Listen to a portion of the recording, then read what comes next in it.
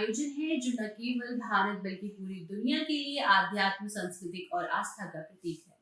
हर 12 वर्षों में प्रयागराज, हरिद्वार, उज्जैन और नासिक में आयोजन होने वाला यह पर्व करोड़ों श्रद्धालुओं को अपनी ओर आकर्षित करता है। 2025 में होने वाला महाकुंभ विशेष रूप से महत्वपूर्ण है क्योंकि इसके आयोजन से जुड़े कई सामाजिक और धार्मिक मुद्दों पर चर्चा हो रही है।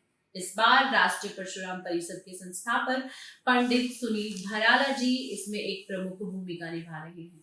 आइए जानते हैं इस आयोजन और परिषद की योजनाओं में क्या खास है। नमस्कार, आप देख रहे हैं एयर न्यूज और हमारे साथ हैं पंडित सुनील भराला जी, जो कि निवृत्त राज्य मंत्री भी हैं यूपी उत्तर प्रदेश राज्य से। नमस्कार सर। बहुत बहुत धन्यवाद ज्योति जी, और आपके चैनल पर आज मैं आया हूँ, इसके लिए आपको धन्यवाद जी। अभी हम प्रयागराज में हैं और यहाँ आप ध्वजारोहण के लिए आए हुए हैं, तो किस तरह की तैयारी चल रही है राष्ट्रीय परशुराम परिषद की तरफ से महाकुंभ में? देखिए, ये हमारे सनातन हिंदुओं का जी ये परंपरागत महाकुंभ है, ये दिव्य कुंभ है। और हालांकि वैसे जो परंपरा अगर बात करते हैं सनातन की, तो वो हमारे आदि जगत गुरु शंकराचार्य जी के अनुसार 6 वर्ष में अर्धकुंभ और 12 वर्ष के अंदर संपूर्ण कुंभ। और इस कुंभ को देखा जाए तो 12 कुंभों के जो ज्योतिष आचार्य और उसके माध्यम से देखते हैं तो 144 साल बाद ये दिव्य कुंभ जी। और दिव्य कुंभ के बारे में सब लोग जानते हैं, ये समुद्र मंथन है जी। और अमृत है, यहाँ अमृत स्नान है, वहां अमृत मिलता है। हम सब लोग पूरे भारतवर्ष नहीं, पूरे अंतरराष्ट्रीय स्तर पर लगभग 45 से 50 हजार करोड़ लोग यहाँ पर इस समुद्र मंथन में स्नान करेंगे और उसे ग्रहण करेंगे। और सनातनी परंपरा के अनुसार हम जो अपने साधु संतों से और सब लोगों से इस पर देखते हैं और पढ़ते हैं, इस पर विचार करते हैं, तो दिव्य कुंभ में हमेशा कुछ एक अलग हो रहा है। इसके लिए सनातन हिंदू उसकी तरफ देखता है। इसी क्रम में राष्ट्रीय परशुराम परिषद के द्वारा जो लंबे वर्षों के बाद सनातन हिंदुओं के लिए, मैं एक बात और बताता चलता हूं इसमें, हमारे सनातन कुछ हिंदुओं की ऐसी मानसिकता प्रतीत होती है, कई बार हम देखते हैं जब भगवान श्री परशुराम जी का नाम आता है तो साथ में एकदम से ध्यान में आता है कि ब्राह्मण। लेकिन ये सोच नहीं है, ये छोटी सोच। सनातन हिंदुओं के परंपरा के अनुसार और हमारे वेद और पुराणों के अनुसार भगवान श्री परशुराम जी 6वें अवतार के रूप में भगवान विष्णु के अवतार, और वो सभी सनातन हिंदुओं के वो भगवान के रूप में है। हम इस दिव्य कुंभ में उनके जीवन संस्करण को लेकर के राष्ट्रीय परशुराम परिषद यहाँ एक बड़ा महाशिविर के रूप में लगा करके उसका पूरा आलोकित करने का जो संकल्प विगत 10 से 15 वर्षों के बीच का है, वो सारा संकलन यहाँ दिखाया जा रहा है।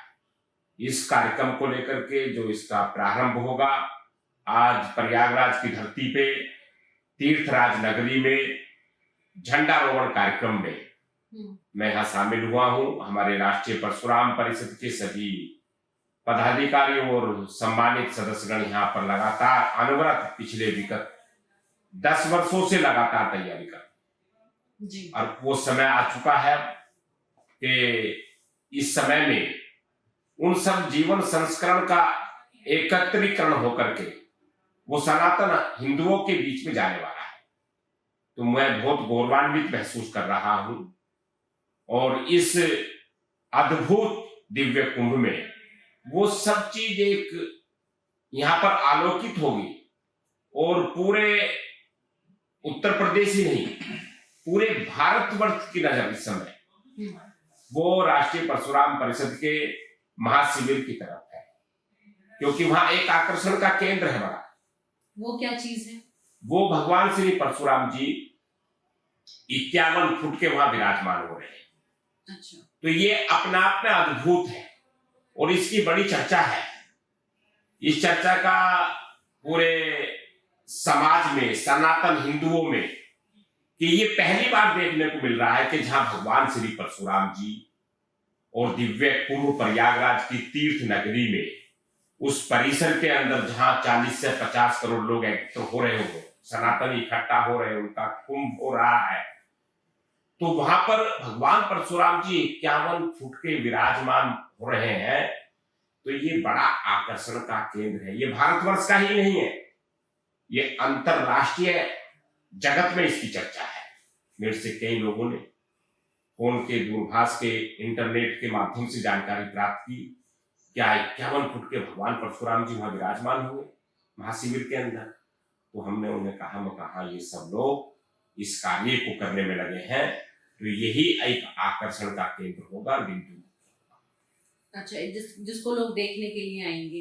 अच्छा, उसके अलावा राष्ट्रीय परशुराम परिषद जो है, वहां पे जो अपना शिविर लगाएगा, उसमें ये लोगों को किस तरह की सुविधाएं प्रोवाइड करेगा?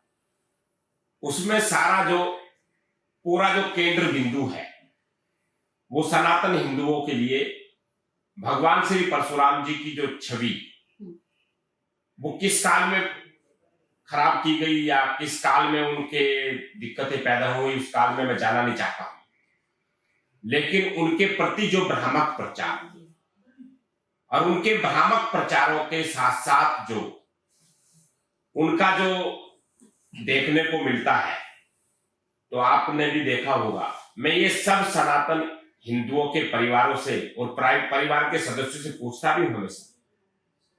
हम ये पूछते हैं कि जब हमारे घर के निजी मंदिर हैं, उन मंदिरों में हमने अपने रीति नीति के अनुसार अगर देखा जाए, तो हमने साईं बाबा जी को अपने मंदिर में विराजमान किया।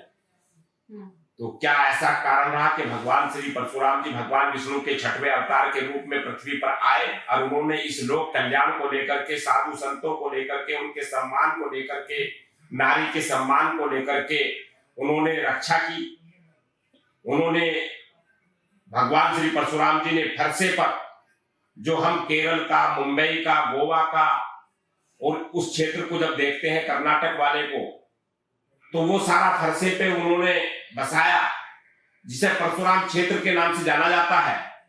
और भगवान परशुराम जी के 56 स्थान इस देश के अंदर जो निकल करके शोध पीठ के माध्यम से आते हैं, और ऐसे 21 अताताई राजाओं का जो वध करते हैं भगवान श्री परशुराम जी, सहस्त्रबाहु अर्जुन जैसे राक्षस राजाओं का वध करके वो पृथ्वी पर लोक कल्याण की स्थापना करते हैं, परशुराम राज्य की स्थापना करते हैं।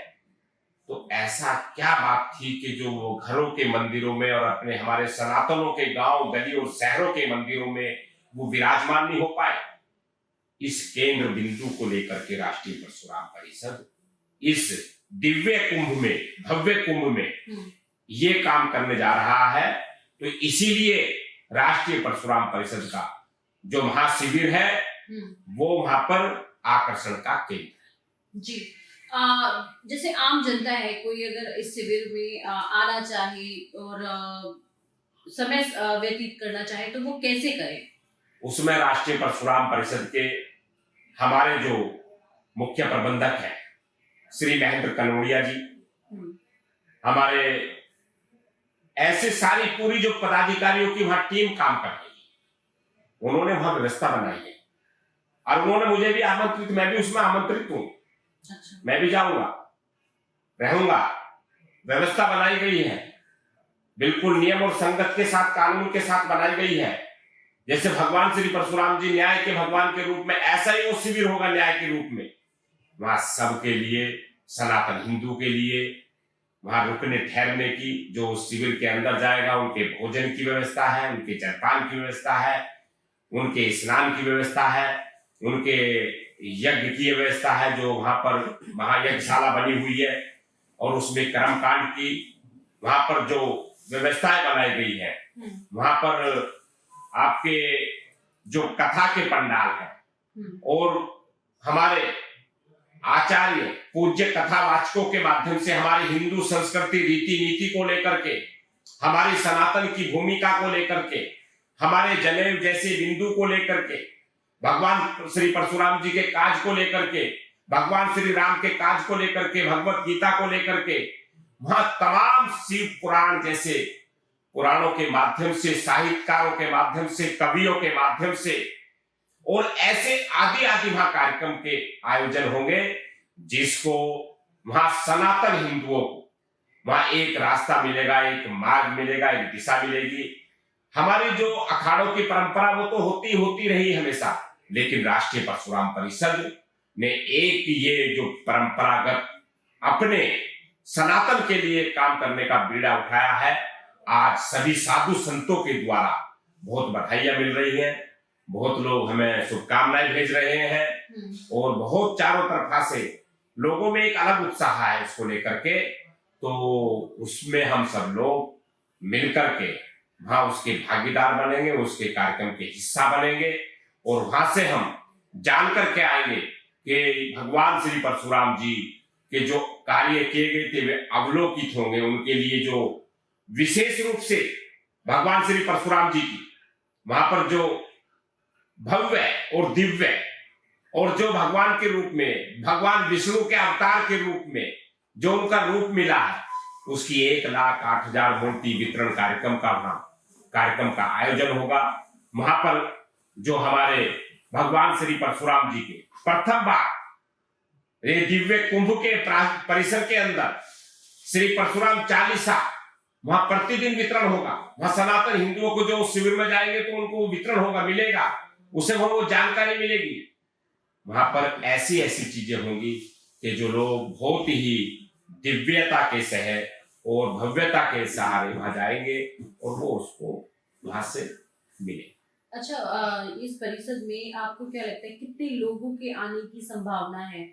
देखिए, अभी जो एक आकलन है हमारे प्रबंधक और हमारे व्यवस्थाओं के जो प्रमुख हैं उनके द्वारा, तो लाखों सनातनियों का वहां आगमन होने वाला है वहां प्रतिदिन, उस शिविर के अंदर, और वो लाखों तो वहां प्रत्यक्ष रूप से दिखाई देंगे। लेकिन मुझे ऐसा लगता है कि उत्तर प्रदेश और देश और अंतरराष्ट्रीय स्तर पर मुझे लगता है कि प्रतिदिन कम से कम 2 से 5 करोड़ लोग रोज प्रतिदिन उसका लाभ लेंगे, उसको देखेंगे। सोशल मीडिया के माध्यम से, इंटरनेट मीडिया के माध्यम से, व्हाट्सएप ग्रुप के माध्यम से, आदि आदि के जो दिए गए हैं चीजें, वहां उसमें पूज्य सुधांशु जी महाराज जो अंतरराष्ट्रीय कथावाचक है, 5 दिन उनकी कथा होने वाली है वहां पर हमारे जो अंतरराष्ट्रीय श्री अतुल कृष्ण भारद्वाज जी, उनकी कथा वहां होने वाली है। वहां हमारे पूज्य मुकेश आनंद जी महाराज जी, उनकी कथा वहां होने वाली है। हमारे कौशिक जी महाराज जी, उनकी वहां कथा होने वाली है। तो मुझे ऐसा लगता है कम से कम 50 से 60 करोड़ लोगों का उस परिसर से नाता होगा। ये एक ऐतिहासिक होगा, एक ये भव्य होगा, दिव्य होगा और सनातन हिंदुओं के लिए अद्भुत होगा। जी, जैसे कि आपने बताया कि लाखों की संख्या में लोग वहां पर आएंगे, तो आपने स्वास्थ्य से रिलेटेड किस तरह की सुविधाएं वहां के लोगों के लिए प्रोवाइड की है? हमारा वहां चिकित्सा का पूरा एक विभाग है। अच्छा। हमारे वहां 33 विभाग काम करें। अच्छा, और ट्रांसपोर्ट के लिए क्या किया है आपने? हमने वहां पर यातायात की व्यवस्था है, हमारा यातायात का प्रमुख है। उसमें जो हमारे ट्रेन से लोग आने वाले हैं, हवाई जहाज से लोग आने वाले हैं, हमारे बस से लोग आने वाले हैं, कार से लोग आने वाले हैं, उन सबको व्यवस्थाओं के लिए वहां हमारी पूरी टीम है और पूरे संगठन के कार्यकर्ता इनके राष्ट्रीय परशुराम परिषद के द्वारा सब लगाए हुए हैं। और वहां सब बिल्कुल व्यवस्थित तरीके से सारे अलग अलग विभागों के, अतिथि विभाग अलग है, स्वागत विभाग अलग है, यातायात विभाग अलग है, भोजन विभाग अलग है, जलपान विभाग अलग है, आपका जो है वहां का दूर संचार का विभाग अलग है, रेल का विभाग अलग है, हवाई जहाज का विभाग अलग है।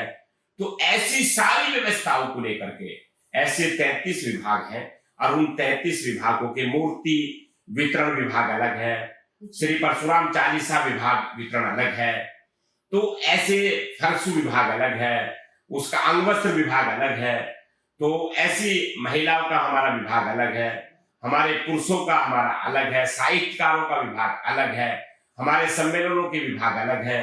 तो हमने सारी एक जिम्मेदारी को अलग अलग विभाग के रूप में दिया है, तो ये अपने आप में कदर जी। पंडित सुनील भराला जी सनातन धर्म को अपनी नजर से कैसे देखते हैं, इस पर थोड़ा सा प्रकाश डालें। सनातन धर्म को मैं एक गौरवान्वित महसूस करता हूं और मुझे गर्व होता है। हमारा सनातन, अगर आप धर्म की बात करते हैं तो मुझे लगता है कि पृथ्वी पर बाकी तो सब पंथ हैं, सनातन ही केवल धर्म है। क्यों, क्या कारण है कि आप कारण क्या है कि ऊपर रखते हैं? उसके कारण अनेक है। अगर मैं विस्तार से बताना चाहूंगा तो बहुत समय चाहिएगा आपको और मुझे भी, मैं लेकिन आपको सूक्ष्म में बताना चाहता हूं जी। हमारा सनातन धर्म ऐसा है कि वो सबके कल्याण की चिंता करता है, वो सबको खुश रहने के लिए दुआएं करता है। ये ऐसा सनातन ही धर्म है और वो कहता है कि सब खुशी रहें, सब स्वस्थ रहें, सभी अच्छे रहें, सभी की आयु दीर्घायु हो, सभी के लिए वो कल्पना करते हैं कि वो जो है संपन्न रहे। ये हमारा ही सनातन धर्म है जो सर्वे भवन्तु सुखिनः का नारा देकर के काम करता है और ये सबके दुख हरने की बात करता है। तो ये सनातन धर्म है जी। बहुत बहुत शुक्रिया, आपने बहुत सारी जानकारी दी महाकुंभ के बारे में और राष्ट्रीय परशुराम परिषद के बारे में और साथ ही सनातन धर्म के बारे में। बाकी खबरों के लिए आप जुड़े रहें एयर न्यूज के साथ। धन्यवाद।